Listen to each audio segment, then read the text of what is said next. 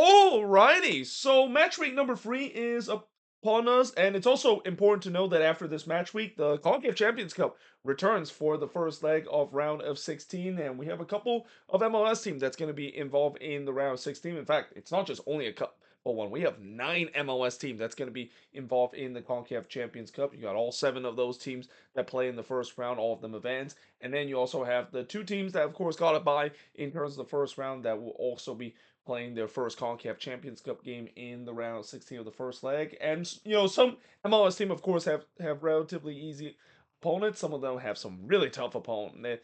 And in the case of at least if I know in the game between Nashville and Inter Miami, we have an all MLS affair in one of the round of 16 matchups. So it'd be very interesting to see if some of these teams maybe rest their starters in terms of focusing on the CONCACAF Champions Cup, because as I always say, it's always tough to balance both league and also the CONCACAF Champions Cup as well. And whichever team that, of course, can do that the best might be able to not only advance deep into the competition, but also potentially won't really do too much damage when it comes to their league play. This is really going to be testing some of the depth of some of these teams that's involved in those competition.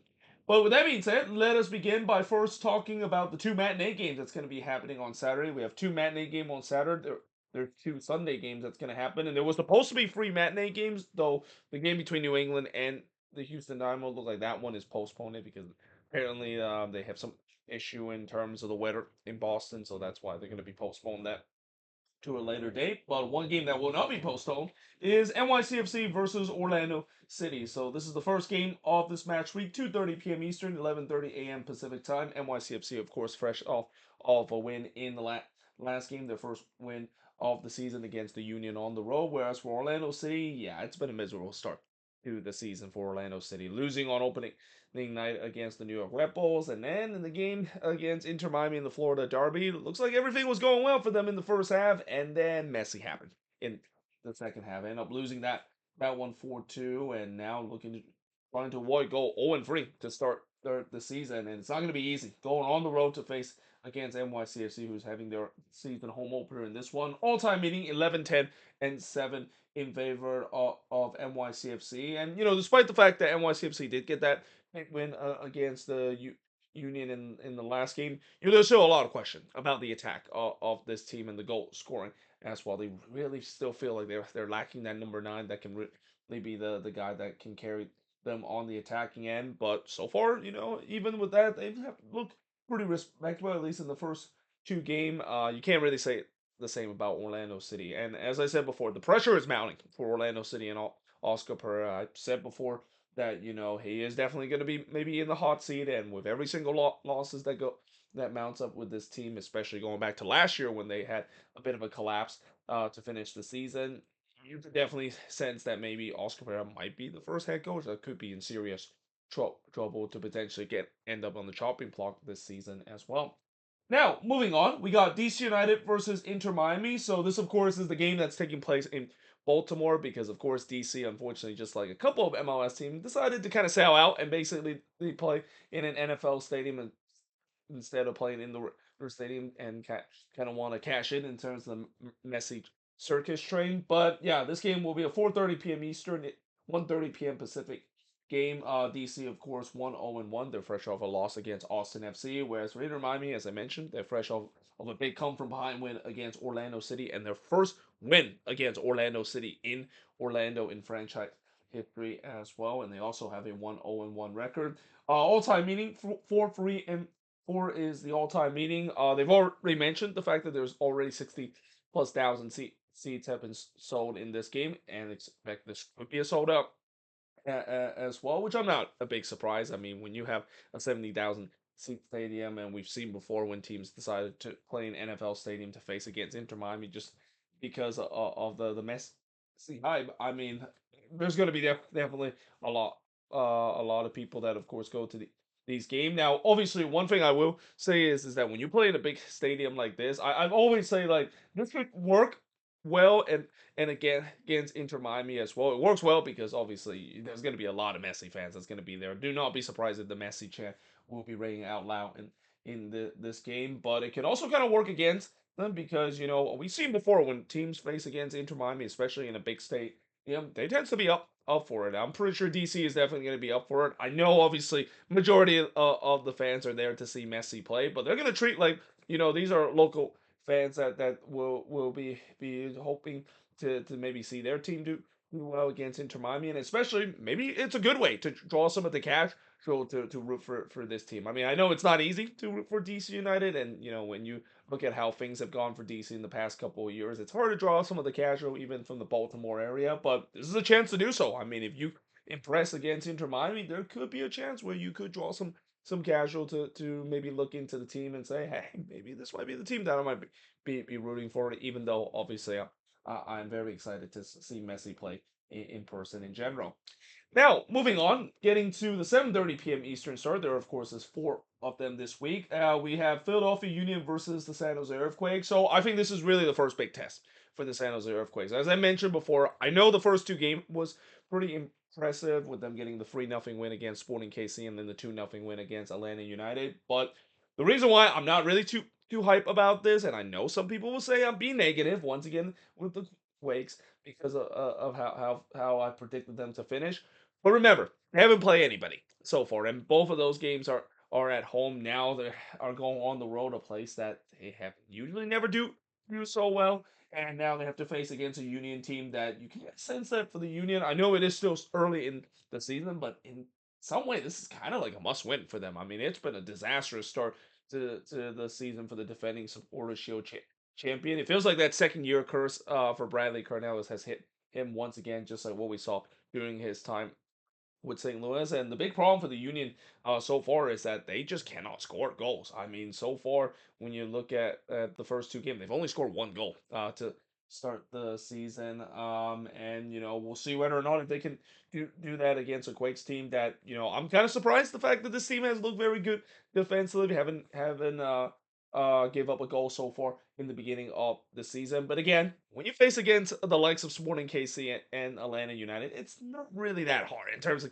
keeping clean sheet. Even though I've said before that keeping clean sheet for the Quakes is like once in a blue moon, and what's also kind of once in a blue moon is the fact that the Quakes got back-to-back clean sheet. I don't recall the last time the Quakes were able to finish a game with back-to-back clean sheet. But in terms of the all-time meeting, 5-4 and 5 is the all-time meeting. And if the Quakes can get a win in this game, and especially with the schedule being much tougher for this team, then yeah, I might start taking notes and maybe taking this team seriously and maybe think, well, maybe I'm underestimate the Quakes.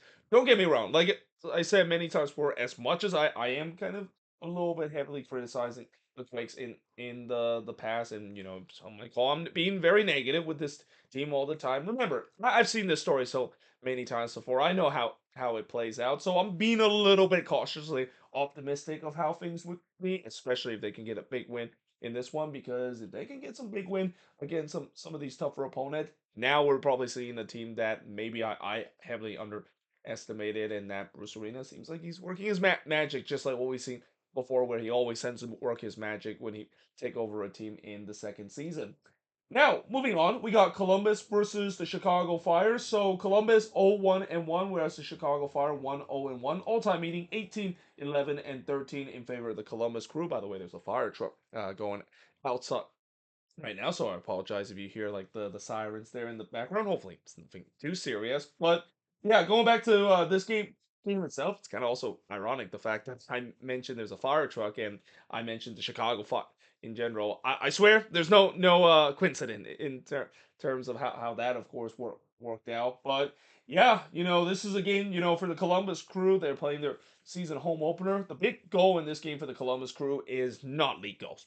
I mean, this has been a rough start for Henrik Rydstrom team when it comes to the defensive part. I mean, they have leaked a lot of goals to begin the season, and it's kind of hard to try to do so when you face against a Fire team that is very electric on the attacking end. In fact, I know I'm gonna jinx myself again, and I say this in the game between Dallas and Nashville, and how that turns out to be a boring game. But I have a feeling this could be a fun game to watch, and that this could be a game where we might see a lot of goals because both of these defense I wouldn't say are considered the better ones in the league itself. So yeah, hopefully that means that this might be be a game where there's going to feature a lot of goal. And again, kind of a last famous words before watch how this game is going to be like last week when I say that the Dallas and Nashville game turns out to be a high scoring game, and it turns out to be the first 0-0 draw and not a very impressive 0-0 draw of the 2026 regular season.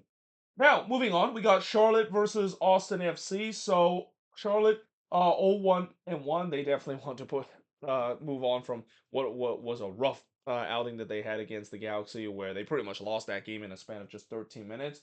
For Austin, of course, they're fresh off the 1-0 win thanks to Superman Christian Ramirez getting the big rescue late in the game. All-time meeting 1-1 and 0 in favor of Austin FC. And whereas I think this game might feature a lot of goals, I don't know about this one. I have a feeling maybe this could be a bit of a low-scoring game, and especially for Charlotte, they are definitely looking to get things going. So far in the beginning of the season, when you look at the first two games that they played, they have not played under Dean Smith, especially on the defensive end, where they have looked very sloppy on the defensive end, and that's something we don't say about a Dean Smith team, at least in the last 2 years, where we always think a Dean Smith Charlotte team is a very good defensive kind of team. But we'll see whether or not if they can do so against an Austin team that, I can't say that they got a little better on the attacking end. I feel like maybe they got just a tiny bit better. But after the game they had against DC United, they still kind of look a little bit uninspiring going for on the attack, and now they're playing their first road game and have to go to a hostile environment at Bank of America Stadium, a stadium that Charlotte has always tends to do well. That might be something that might be the doctor order for Charlotte to return home to a place that has been a fortress for them. They rarely lose games at home, even when they came into the league, and we'll see whether or not if they can finally get their first win in this one. Now, moving on, and by the way, before I even move on, it'll also be interesting to see if an Eastern Conference team beat a Western Conference team as well, because so far we're still waiting for the first Eastern Conference team to beat a Western Conference team in an interconference matchup. All these Western Conference teams have either got a draw or a win in the first 2 weeks, and it's kind of mind-boggling for a time when I thought the Eastern Conference was the stronger conference, and this year it's kind of not been that case, at least in the beginning of the year. It feels like the West is starting to become more strong and winning the battle in terms of these interconference matchup, at least for the first 2 weeks. Now, moving on, speaking of another interconference matchup, we got Atlanta United versus RSL. So this, of course, the last 7:30 p.m. Eastern start, and for Atlanta, they hope that they perform much better than what they did against the San Jose Earthquakes. I mean, it was basically a no-show in the game against the San Jose Earthquakes, and it was a game similar to what we saw last year, where they were absolute lackluster, and unsurprisingly, Tata Martino not happy in terms of how his team performed. The opposite you could say about RSL. What a performance it was against the Seattle Sounders, especially with those youngsters. And, just like the New York Red Bulls, RSL is another kind of a team that is definitely running the youth movement and are doing a very good job in terms of, at least in the first two games. And now they have a chance to do it again, especially against a struggling Atlanta side that, yeah, you got to say for Atlanta, this being a season opener. And one of the things that I want to mention so far in the beginning of the season, and one of the big storyline, is that the home team have done well so far at the beginning of the year. There's only been 5 road teams so far in the beginning of the year that was able to get a victory. No, yeah, in the last match we did have 4 of them getting a win on the road. So there's a couple more road teams that, of course, won at least in the beginning of the season. But yeah, road wins are definitely tough to come by, at least in the beginning of the year. And this is where, if you're the home team, you want to make sure that you hope that that trend, of course, continue, especially when you're a team that is struggling and playing your season home opener after struggling on the road. And Atlanta is definitely one of those teams that are looking to try to ride that home momentum that seems like a lot of home teams are having to get a much needed win in this one.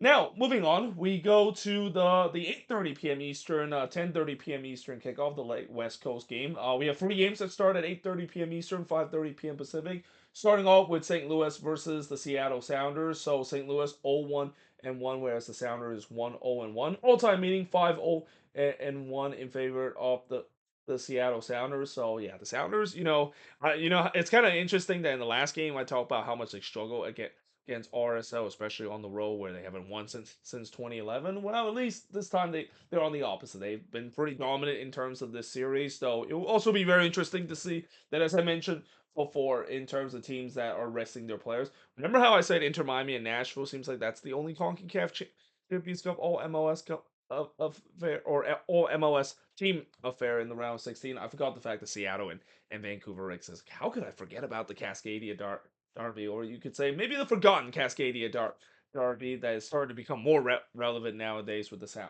Sounders and the Whitecaps. So that should be very interesting to see whether if Ryan Schmetzer maybe rotate some of his roster and maybe really take the CONCACAF Champions Cup seriously, especially against the St. Louis side that, there are definitely a little bit improvement, at least from what we saw in the first two games. I think the issue for St. Louis mainly is the fact that one they got they like some of these teams that got a very unfortunate start to the schedule where they face against some really good teams at the beginning of the year, but also the attack is still definitely not there for this team. The fans have kind of gotten a little better, but not something that I would say would be a incredibly be huge turnaround under Joran Diemain. So we'll see whether or not if that kind of can continue in the upward trend where their defense can continue to be more locked down, but also find ways to score goals as well because they haven't really had a lot of success in front of goal. Only one goal score so far to begin the season. We all knew that this was going to be an issue for Johan Daime to figure it out, and it's also that it's not because of the lack of trying for this team as well. They have had their moments at least in the first two game that is. It's just all about in terms of finishing the chances, and they don't really have a clinical finisher on this team, and we'll see whether or not if they can do so and face against another tough opponent. That is the Seattle Sounders. Are definitely looking to bounce back after they definitely did not play their best against RSL. But I think Sounders fans won't be too worried about because again, anytime when they play against RSL on the road since 2011, it's pretty much an automatic L. And for whatever reason, they just never perform well when they play against RSL at the Riot. Now, moving on, we got Nashville versus Minnesota. So this is another matchup that when it comes to early season heavyweight matchup, this could be definitely one of those one. And I mentioned before, talk about St. Louis having a tough start to the season against some very tough opponent. Minnesota is another team. In fact, I think Minnesota probably have the toughest schedule to begin this season. Consider I mentioned before they have to face the likes of Cincinnati, Nashville, Vancouver, San Diego, and Seattle upcoming in the start of the season. Now, the thing about Minnesota in this one, they maybe will catch a break. The fact that I don't know if Nashville might roll out their strongest team in this one. Obviously, the focus for Nashville and for BJ Callahan is going to be in the CONCACAF Champions Cup, especially when you face against Inter Miami. You want to have all hands on deck in terms of it. So maybe we might see some rest the player in this one. Though it could also not be the case. Maybe they feel like they can afford to maybe play the starters in this game and then in the next game to also do well as well. And that is the case, this is going to be a very tough game for Minnesota. I mean, I know that the first two game hasn't been easy, especially the last game. That's why it's so impressive that they got the win against Cincinnati because I just kind of had a sense that if they can even get a point out of this game, especially with the way that Minnesota's already have some injury concern. Michael Boxall looks like he's not going to be available in that one, so that's a huge loss on the defensive end. And then James Rodriguez, it seems like he's probably not available in this one either. He tweaked something during training as well. So yeah, it's not going to be easy for Minnesota to get something out of this game. If they can get something out of this game, I'm going to be very impressive. And in many ways, I'm kind of already impressed in terms of what Cam Knowles has done to this team. The fact that I still don't think they have the best version of themselves so far to begin the year. Well, they're getting resort against teams that they have. There's that belief in this team that there's that not only never say die mentality, but also that belief, the fact that we're going to be fearless even when we face against some of the best team, and this is definitely going to be a tough task against a Nashville side that obviously wants to bounce back after they had a relatively rough game against FC Dallas. But again, as I also said before, the reason why I also said that this could be a tough game for Minnesota is because again, road teams have really struggled so far in the beginning year, and when you have to go on the road to face against Nashville in this game, I mean that's not going to be easy whatsoever. But in terms of the all-time meaning, 1-2-1 is the all-time meeting as well. I believe the only win that Minnesota has had against Nashville SC was on the road at Geo this part. I remember a couple of years they did beat Nashville on the road as well, and we'll see whether or not if they can could do so, especially with the way that, if there's one thing I would say about Minnesota, at least in the last 2 years, is that they have been one of the better road team in the last two seasons. We'll see whether or not that continue under Cam Knowles as well. Now, moving on, we got Sporting KC versus San Diego FC. So on paper, this looks like a mismatch. I mean, San Diego is firing all cylinder. Sporting KC obviously seems like they're going to be a bottom feeder, but not so fast though. I mean, one thing I will give Sporting KC prop is the fact that they're trying. The last game, I think there's got to be a lot of encouragement if you're a Sporting KC fan. Yes, I know they weren't able to hold on to get the big win that they had against Columbus, but they showed fight in that game, and that's all Sporting KC fans ask this season for this team. It is clear that the talent level is not going to be there for this team. They're going to lose a lot of games this year. They're going to get outshined when it comes to the talent wise, but if they put in the effort and they look respectful on the field just like they did against Columbus, I think Sporting KC fans will be very happy in terms of how this team, of course, perform, and we'll see whether or not they can do so against the San Diego team. That again, just like Nashville, we'll see whether or not Mikey Veras may rest some of his starter, knowing that they got that big game against Toluca in the first leg, especially that game is being at home, which when you're an MLS team, you're playing the first leg at home, you want to make sure you'll be at your best, so you can get an advantage and don't have to worry about getting a resort down in Mexico, which is kind of something that is almost impossible to do even in this day of age. But in terms of the all-time meeting, 1-1-0 in favor of San Diego, and yeah, the one thing I will say about San Diego is the fact that because they're just such a deep team right now, it just doesn't really matter who is on the pitch right now because of them being so deep and has that next man up mentality. They maybe could afford to maybe rest some of their guys and still able to get a result in this game against Sporting KC, and I think that maybe it's going to be something that Mikey Veras might be tempted to do against a weak Sporting KC side. Maybe he can afford to put in a weak opponent or a weak lineup and maybe get the free points. But again, Sporting KC have shown that they at least show some fight, especially from the last game, and they're going to try to do it again in this one against another tough opponent that is San Diego FC. Now, moving on, we got Colorado versus the LA Galaxy. So this is the only 9:30 p.m. Eastern, 6:30 p.m. Pacific start. Colorado, of course, getting a big bounce back win against the Portland Timbers, whereas the Galaxy also got a big bounce back win last week as well, winning 3-0 against Charlotte at home. All-time meeting 17-7 and 14 in favor of the Galaxy. So the way that both of these teams kind of got big bounce back win, we'll see whether or not if either of these teams can continue that momentum. And even though the Galaxy is one of those teams that is going to be involved in the CONCACAF Champions Cup in the middle of the week, they have the easiest opponent out of all the MLS team in the CONCACAF Champions Cup in the round of 16. No disrespect to Mount Pleasant, a Jamaican team, but yeah, when we see how MLS team has been pretty much dominating against Caribbean opponent, the Galaxy can definitely afford to start their strongest team in this one and maybe rest some of their guys in that role first leg as well.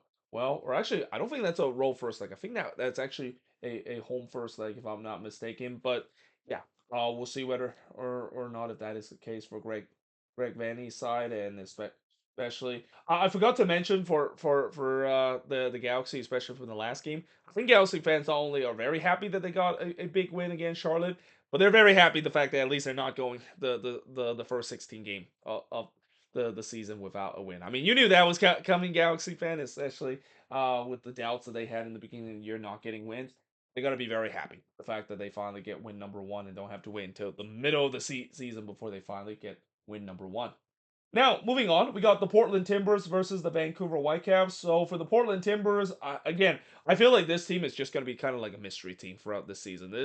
This is a team that I know is going to be very inconsistent, and you just kind of almost at times just don't know which version of the Timbers would show up in this one. You hope that it's a good version of the Timbers if you're a Timbers fan, because yeah, whenever they face against Vancouver, they definitely haven't had some great memories, especially at Providence Park. I mean, Vancouver, the last couple of times when they visit Providence Park, it's been a walk in the park for the Vancouver Whitecaps against the Portland Timbers. But yeah, Vancouver have a 2-0 record, all-time meeting 18-10 and 14 in favor of the Portland Timbers. This, of course, is the first of two games that start at 10:30 p.m. Eastern, 7:30 p.m. Pacific, and it's kind of interesting that Vancouver will have back-to-back Cascadia derby kind of matchup first against the Timbers, and then they get to face against Seattle. And I already mentioned before how Vancouver has that luxury, the fact that they don't really travel that much in the beginning of the season. They're really only traveling the Cascadia region to begin the season as well. So yeah, that might actually be a huge advantage for Jasper Sorensen to not have to worry about the travel, even though they have a lot of games to begin the season. But yeah, we'll see how this, of course, would turns out, and it's kind of hard to predict because if this is a Timber side that actually look like the Timbers from the first game, which they look very impressive, then maybe they could definitely snuck up on the Whitecaps a little bit. But if it's a bad version of the Timbers like they did in the last game, yeah, the Whitecaps are definitely licking their chops and thinking that, yep, we're just gonna do what we did in the last couple of time when we visit Providence Park, which those affair has not been close whatsoever. It's been very one-sided in favor of the Vancouver Whitecaps. Now, moving on, we got LAFC versus FC Dallas. So this, I think, sneakily is probably one of the more underrated game of this week. Every week, I always mention there's always a game that keeps flying under the radar that people don't know it could be a good game. This is definitely one of those. LAFC, of course, they're definitely rolling to begin the season 2-0 against the Dallas team. That, yeah, let's just say we don't really need to mention too much about their last game. And by the way, I put the wrong record of FC Dallas. They actually have a 1-1-0 record to begin the season. They actually haven't lost so far to begin the season. But all-time meaning 7-3-4 in favor of LAFC. And like I said, it should be a very fun matchup because you have one team that is LAFC that is just an absolute machine to begin the season. And then you got a Dallas team that, as I mentioned, I think they're going to be another team that is kind of flying under the radar. A lot of people don't know that Peter Quo is definitely building something special with this team. Though one thing I will say that Peter Quo will hope to not do as much, at least in the last game, this was a positive for them, is the fact that they don't look too open as they have to face against an LAFC side. That, I mean, anytime when you face against LAFC with how electric that attack is with Song and Bawanga, you definitely need to be at your best on the defensive end, because if you're not at the best, if Dallas is going to be look like what they did against Toronto, maybe they're going to get absolutely ripped apart in this game. And it's also important to note that LAFC, their CONCACAF Champions Cup opponent is against Ala Holunse, a team that, while they are definitely considered to be one of the tougher team in the Central American region, LAFC have already beaten Alajuelense before, and with the way that LAFC is rolling to begin the season, if you even looking at the CONCACAF Champions Cup play, yeah, this is a team that not only is one of the favorites right now to win MLS Cup, judging by how they play in the first couple of games, but they're definitely one of the favorites to even win the CONCACAF Champions Cup. They probably are the most impressive team right now out of MLS in terms of how they play in the CONCACAF Champions Cup as well. Now, moving on to the Sunday game, we got the New York Red Bulls versus Montreal. So, as I said before, it's hard to believe the New York Red Bulls is the only team that has a perfect record in the Eastern Conference. That's what happened when you see Eastern Conference teams struggle against Western Conference opponent. But the Red Bulls has the luxury of being the only perfect record team, and there's a chance that they might have a chance to continue that because they're facing against a Montreal side that is pretty much the worst team in the league right now after the first two games. I mean, Montreal, I don't know what to say about this team, and the fan base are obviously fed up. We saw the banner protest in front of the stadium in the beginning of the year already, and I think that's just going to continue as the season goes along. I mean, this might be one of the bigger mismatch that we're gonna see at least this season as well, and all signs are pointing that the New York Red Bulls should take care of business in this one. But 4:30 p.m. Eastern, 1:30 p.m. Pacific, all-time meeting 16-5 and 13 in favor of the New York Red Bulls. Though, as I said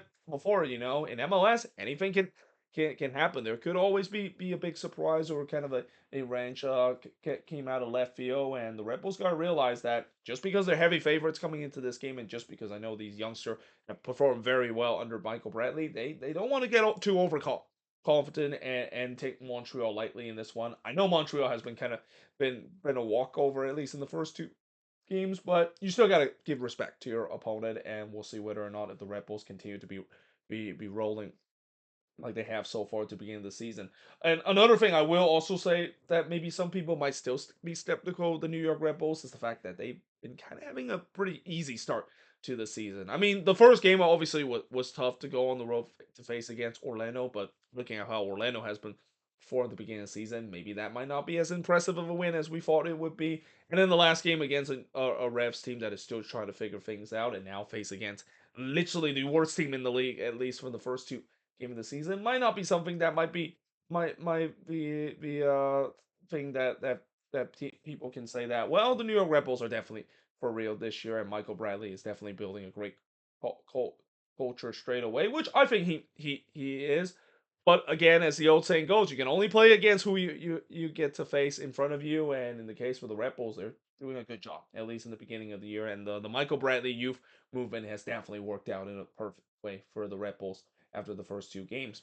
And then last but not least, we got Sunday night soccer between FC Cincinnati versus Toronto FC. So Cincinnati 1-0 and 1. They lost last week against Minnesota, whereas Toronto also lost last week, and it was even a worse performance because they pretty much no-show in the game against the Vancouver Whitecaps.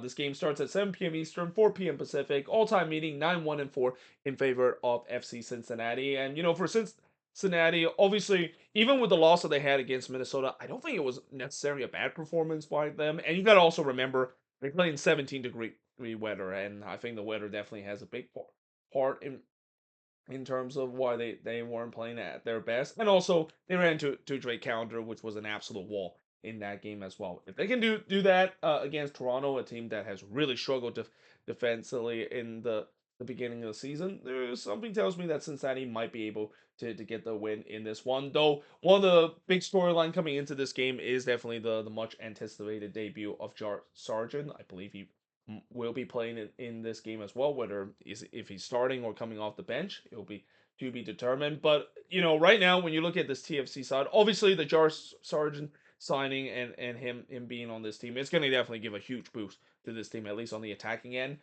But the problem with this team is not the attacking end. Well, maybe it is. I mean, the last game they pretty much no show against Vancouver. They really need that presence on the attacking end, and Josh Sargent is definitely going to give them that.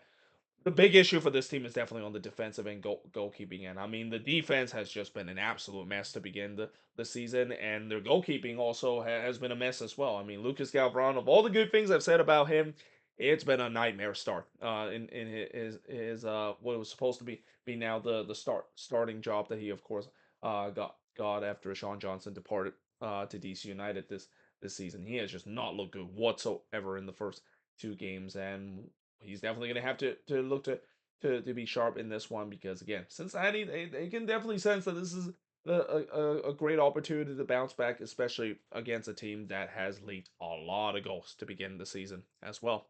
But there you have it. That is pretty much it in terms of the preview of all these games from match week number 3. As always, let me know in the comments below what do you think of this video. And one thing I forgot to mention about Cincinnati, you also wonder maybe they might rest some of their starter because they got their big CONCACAF Champions Cup game against Tigres. But I think knowing them, they just want to have a bounce back win in the league play, and Toronto is definitely one of the teams that they can of course bounce back, but we'll see if they maybe rest some of their guys, knowing that there's that big game in the round of 6 game against Tigres. But either way, hope you guys enjoyed this video. If you do, make sure to like, smash the subscribe button. As always, let me know in the comments below what do you think of these games, and make sure you leave your prediction for all of these games as well. But until then, hope you guys enjoyed this video, and I will see you guys next time.